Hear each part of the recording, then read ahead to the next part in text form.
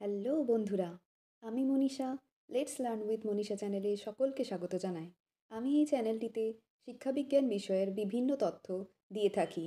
আজকে আমি তোমাদের সামনে কিছু গুরুত্বপূর্ণ প্রশ্ন নিয়ে আলোচনা করব, যেগুলো তোমাদের এসএসসি, পিএসসি, এমএসসি এবং কিছু কিছু ক্ষেত্রে টেটেও কাজে লাগতে পারে। যদি ভিডিওটি তোমাদের ভালো লাগে তাহলে সাবস্ক্রাইব করবে এবং পাশে থাকা বেল আইকনটিকে ক্লিক করে সবার আগে নোটিফিকেশন পেয়ে যাবে। শুরু করা যাক প্রথম প্রশ্নটি দিয়ে। আচ্ছা, নিচের কোন প্রতিরক্ষণ কৌশলটি নয়? এ অস্বীকার, বি পরিপূরণ, সি সহযোগিতা, ডি আক্রমণাত্মক মনোভাব। তাহলে এখানের উত্তর কি হবে? সহযোগিতা। কারণ এখানে কি চেয়েছে? যে প্রতিরক্ষণ কৌশল নয়, ঠিক আছে? কিন্তু আমরা জানি যে প্রতিরক্ষণ আমাদের যে অ্যাডজাস্টমেন্ট মেকানিজম বা প্রতিরক্ষণ কৌশল বিভিন্ন ধরনের হতে পারে। যেমন কম্পেনসেশন বা পরিপূরণ, অস্বীকার বা ডিনায়াল, আক্রমণাত্মক মনোভাব, তারপর হচ্ছে রিগ্রেশন, হ্যাঁ, প্রত্যাবর্তন। এগুলো হচ্ছে কি আমাদের এক এক ধরনের প্রতিরক্ষণ কৌশল। তার মধ্যে এখানে বলছে কি সহযোগিতাটা নয়, হচ্ছে প্রতিরক্ষণ কৌশলের মধ্যে পড়ছে না। ২ নম্বর প্রশ্ন কি বলেছে? সবচেয়ে বেশি মানসিক স্বাস্থ্যহীনতা দেখা যায় এ বড় যৌথ পরিবারে, বি দরিদ্র পরিবারে, সি ভগ্ন পরিবারে, ডি ক্ষুদ্র একক পরিবারে।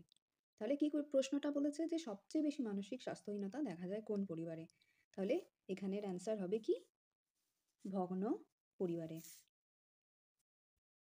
আচ্ছা, ৩ নম্বর প্রশ্নটা হচ্ছে যে অভিক্ষয় পদগুলি সমস্তই সমান কঠিন বা সহজ তার নির্ভরযোগ্যতা পরিমাপের সবচেয়ে উপযুক্ত পদ্ধতি এ পুনঃপরীক্ষা, বি অর্ধবিভাজন, সি অভ্যন্তরীণ সংহতি, ডি কোনোটিই নয়।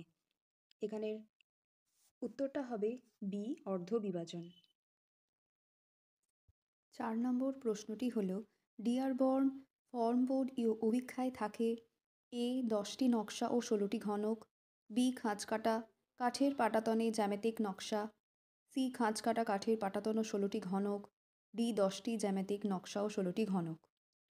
এখানের উত্তরটা হবে বি খাঁজকাটা কাঠের পাটাতনে জ্যামিতিক নকশা। ৫ নম্বর প্রশ্নটা কি বলছে? প্রতিফলন অভিক্ষার নামকরণ সর্বপ্রথম কে করেন? A L K Frank, B Morgan, C Rorschach, D Bernreuter. এখানের উত্তর কি হবে? এল কে ফ্রাঙ্ক। ৬ নম্বর প্রশ্নটি হল গেস্টাল্ট তত্ত্বের সঙ্গে কে যুক্ত নন? A Max Weber, B Kurt Koffka, C Kohler এবং ডি ম্যাক্স ওয়ার্দিমার। এখানে কি হবে অ্যান্সার? Max Weber. ৭ নম্বর প্রশ্নটি হচ্ছে নির্মিতবাদ অনুযায়ী শিক্ষকের প্রকৃত ভূমিকা কী? এ উত্তম বাচনিক যোগাযোগের আয়োজক, বি শিক্ষণের পর্যবেক্ষক ও নির্দেশক, সি দৃশ্য ও শ্রাব্য উপকরণের মাধ্যমে সুদক্ষ শিক্ষাদান, ডি শৃঙ্খলা রক্ষক। এখানের উত্তর কি হবে? শিক্ষণের পর্যবেক্ষক ও নির্দেশক। ৮ নম্বর প্রশ্নটা হলো বিনে কত সালে মানসিক বয়সের ধারণার উদ্ভাবন করেন? এ ১৯০২, বি ১৯০৫, সি ১৯০৮, ডি হলো ১৯১৬। এখানের উত্তর কি হবে? সি ১৯০৮। এবার আসছে ৯ নম্বর প্রশ্ন অন্তর্মুখিতা ও বহির্মুখিতার বিভাজন ব্যক্তিদের ক্ষেত্রে কে করেন? A Young, B Cattell, C Freud, D Isaac.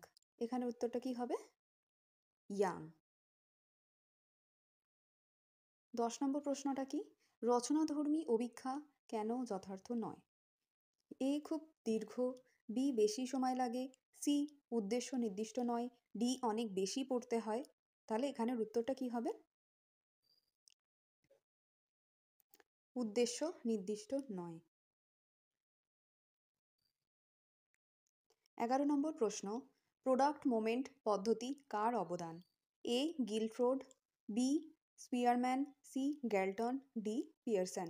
তো এখানে একটা ট্রিক আমি বলে দিই যে প্রোডাক্ট মোমেন্ট উত্তরটা হবে পিয়ারসন। তো প্রোডাক্ট আর পিয়ার, ঠিক আছে, প্রোডাক্ট পিয়ারসন, এইভাবে যদি তুমি একটুখানি লিঙ্ক করে রাখো তাহলে কিন্তু এটা মনে থাকবে। ১২ নম্বর প্রশ্নটা হচ্ছে কে বিশ্ববিদ্যালয় শিক্ষা কমিশনের ১৯৪৮ সালের একজন সদস্য ছিলেন? A sir Ashutosh Mukhopadhyay, B Meghnad Saha, C P C Mahalanobis, D Satyendranath Basu. এখানের উত্তরটা হবে বি মেঘনাদ সাহা। ১৩ নম্বর প্রশ্নটা হলো টিএটি, যেটার ফুল ফর্ম হচ্ছে থিম্যাটিক অ্যাপারসেপশন টেস্ট, যেটা আবিষ্কার করেন কে? A Mario Morgan, B Cattell, C Thorndike, D Moreno. তো এটার উত্তর কি হবে? মারে এবং মর্গ্যান। 14 নম্বর প্রশ্নটা হচ্ছে থর্নডাইকের শিখন সূত্রগুলির কোনটি স্কিনারের তত্ত্বের গুরুত্ব পেয়েছে? এ অনুশীলনের সূত্র, বি প্রস্তুতির সূত্র, সি আংশিক প্রতিক্রিয়া সূত্র, ডি ফল্লাবের সূত্র। তো এখানের উত্তরটা কি হবে? ফল্লাবের সূত্র। এবার আসছে 15 নম্বর প্রশ্ন, কবে শিক্ষার অধিকার আইন কার্যকর হয়েছে? এ 2003, বি 2005, সি 2009, ডি 2010। তো এখানের উত্তরটা হবে ডি 2010। 16 নম্বর প্রশ্নটা হচ্ছে অভিক্ষার আদর্শ মান কিসের ভিত্তিতে হয়? এ কাঠিন্যের মান, বি ব্যক্তিগত আদর্শ, সি দলগত আদর্শ, ডি সময় নির্ভর সম্পাদন। তো এখানের উত্তরটা কি হবে? কাঠিন্যের মান। আচ্ছা, 17 নম্বর প্রশ্নটাই কি দিয়েছে?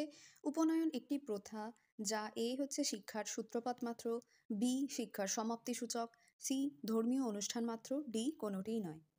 তাহলে এখানের উত্তরটা কি হবে? এ শিক্ষার সূত্রপাত মাত্র। আচ্ছা, এখানে একটু বলে নিই যে ব্রাহ্মণ্য শিক্ষা শুরুর অনুষ্ঠানকে আমরা যেমন উপনয়ন বলি, আর শিক্ষা শেষের অনুষ্ঠানকে বলা হয় সমাবর্তন।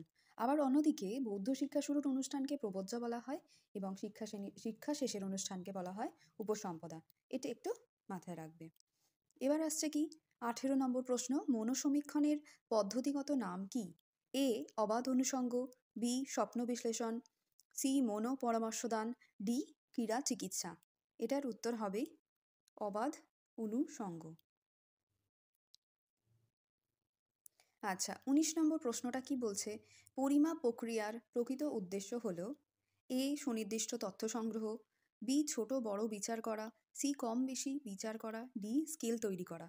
তো এটার উত্তর হবে এ সুনির্দিষ্ট তথ্য সংগ্রহ করা। এবার আসছে কি 20 নম্বর প্রশ্নটা, স্বামী বিবেকানন্দ শিক্ষার কোন ধরনের লক্ষ্যের উপর জোর দিয়েছিলেন? এ আধ্যাত্মিক, বি মূল্যবোধ, সি চরিত্র গঠন, ডি ধর্মীয়। তো এটার উত্তর হবে চরিত্র গঠন।